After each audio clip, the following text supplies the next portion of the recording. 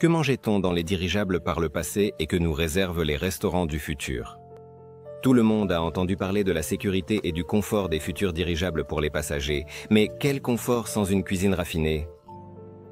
Aujourd'hui, dans les jets d'affaires, on propose généralement du poisson rouge, du poulet, divers fromages, des alternatives véganes, des légumes, des salades, des plats chauds, des sandwichs, des fruits, des jus, des bars, des desserts et des noix. En revanche, le menu des dirigeables dans le passé était à la hauteur des meilleurs hôtels européens. Contrairement aux avions, où les passagers n'étaient pas nourris pendant longtemps, les dirigeables servaient dès le début pour le petit déjeuner des pâtisseries fraîches, des œufs sous différentes formes, de la viande et des fruits.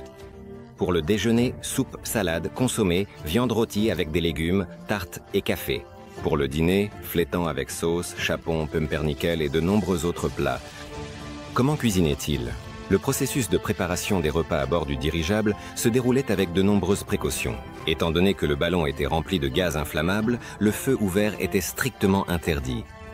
Même les passagers se voyaient confisquer leurs briquets et lampes de poche lors de l'embarquement.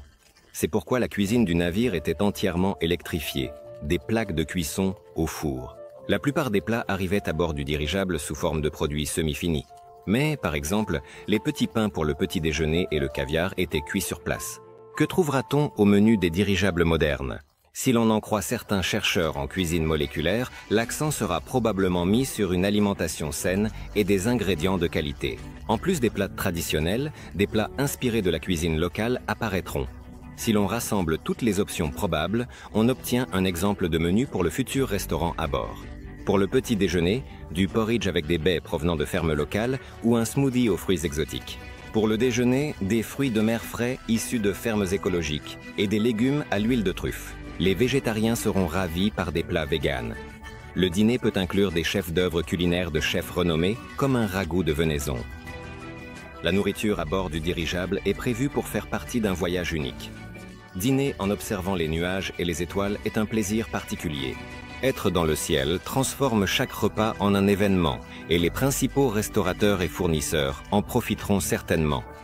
Les chefs pour les aéronefs chercheront l'inspiration dans la cuisine régionale et créeront des plats uniques qui mettent en valeur la beauté des lieux survolés par les touristes. Il ne reste plus qu'à attendre un peu et bientôt nous verrons de véritables spectacles culinaires dans les airs.